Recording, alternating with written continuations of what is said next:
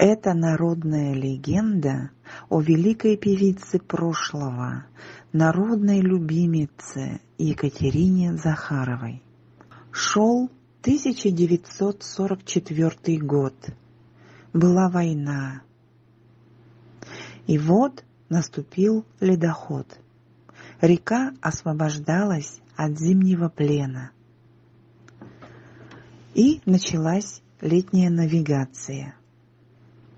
Как только открывалась река, артисты Якутского театра собирались на гастроли. Пассажиры с багажом погрузились на баржу. Это была большая платформа с поручнями по периметру, которую толкал впереди себя катер. Пассажиры расселись на свои тюки и кули и с нескрываемым интересом поглядывали на группу артистов, которые ходили около сложенных баулов с реквизитом. Время шло медленно, народ скучал, и вот, наконец-то, баржа тронулась в путь. Был очень жаркий, ясный день. Артисты, видя, что народ скучает, но с большим интересом смотрит на них, перешептывается, они решили сделать импровизированный концерт для своих спутников на переправе через реку.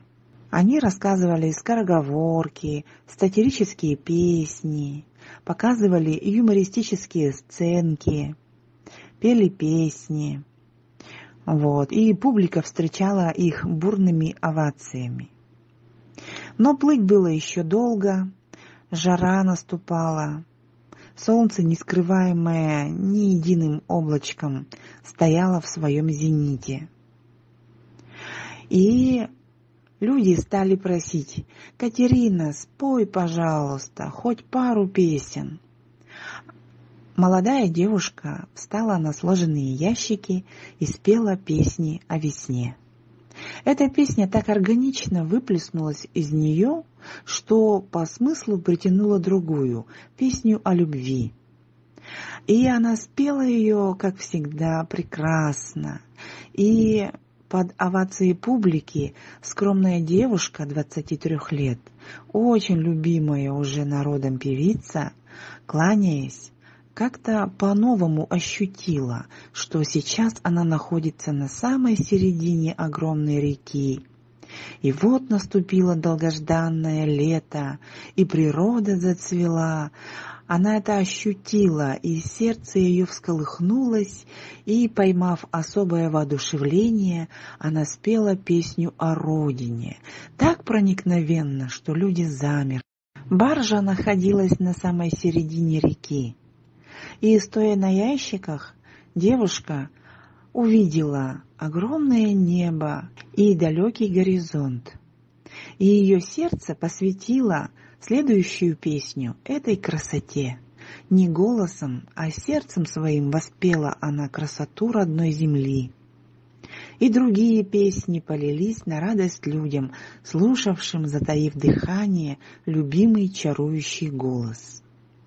Они не замечали грозного палящего солнца в зените и удушающей жары. Но их внимание отвлекло то, что гармония мелодии стала нарушаться. Это был какой-то посторонний звук, как будто кто-то из публики стал подпевать певице, нарушая очарование песни. Люди стали переглядываться, но никто из них не пел. Но этот странный призвук, как эхо, все усиливался.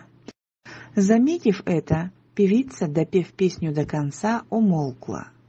Но и тут все люди, и сама певица услышали, что пение продолжается, и оно доносится сверху, с неба. Все посмотрели на небо, но там, конечно, было пусто. Но лишь немного отставая в такте, безошибочно вторя каждому слову, с неба пел какой-то голос. «Это верхний дух поет!» — вскричал старик, который сидел рядом. «Это чертовка, дочь верхних Абага. Она затеяла с тобой песенное соревнование, кто кого перепоет.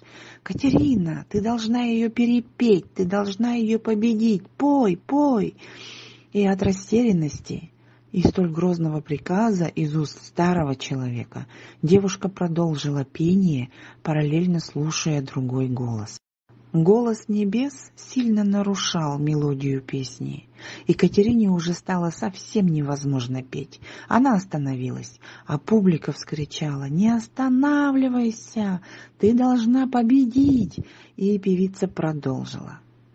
Но голос ниже тоном, чем у Катерины, все вторил и вторил, безошибочно копируя мелодию и слова. А девушка все пела и пела песню за песней. Она стояла между небом и землей в странном состязании. И вдруг ей стало страшно.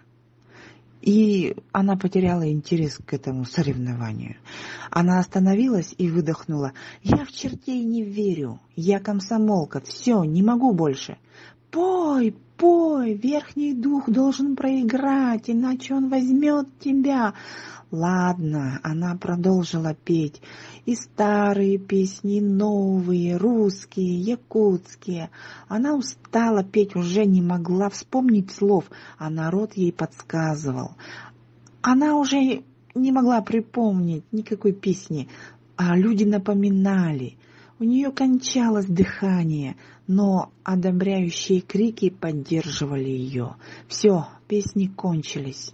Но люди кричали, чтобы она по второму кругу все перепела. «Не могу!» И тогда старик сказал: «Повтори старинную поговорку: пролезу через игольное ушко, и никто меня не догонит. Тогда дьявол отстанет». «Что?» Она не расслышала через крики людей. «Пролезу через игольное ушко, и никто меня не догонит». «Что ты сказал?» И тут все люди стали говорить: «Пролезу». И тут из глубины синего неба, как гром, раздался раскатистый хохот. «Ха-ха-ха, ха-ха-ха, я тебя перепела, я тебя победила!» Гремел голос верхнего духа, эхом раздаваясь в головах людей. Люди были в шоке. Но жизнь шла своим чередом. Все артисты работали во время войны, не щадя сил и энергии, и Катерина с ними. Прошел год, и в 1945 году наши войска, освободив советскую родину, громили фашистов уже в Европе. И вот наступил тот май, принесший избавление. Как начало новой жизни встречали победу все народы. «Наконец мы поедем учиться в консерваторию», — ликовали девушки-певицы и Катерина с ними. Май 45-го отмечал цветением наступления лета. В конце месяца вновь звуками пушечной канонады треснул лед на Лене и начал свое движение к ледовитому океану. «Скоро река очистится», — вновь витает новость. «Скоро гастроли». Помните, что было в прошлый раз? А где Катерина? Почему она сегодня не пришла? Может, заболела? Вчера же мы вместе репетировали, надо проведать. И когда девушки-подруги пришли к ней, то нашли под одеялом в постели лишь ее остывшее тело. Только тело, потому что на границе земли дух певицы пел вместе с небом. Каждый год вскрывается река, цветет земля, баржа паром тем же самым курсом и поныне ходит от берега к берегу, пересекая водовороты темных вод Лены.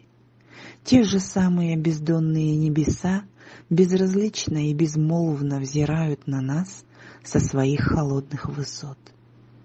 Великий певец поет вместе с небом, с его верхним духом.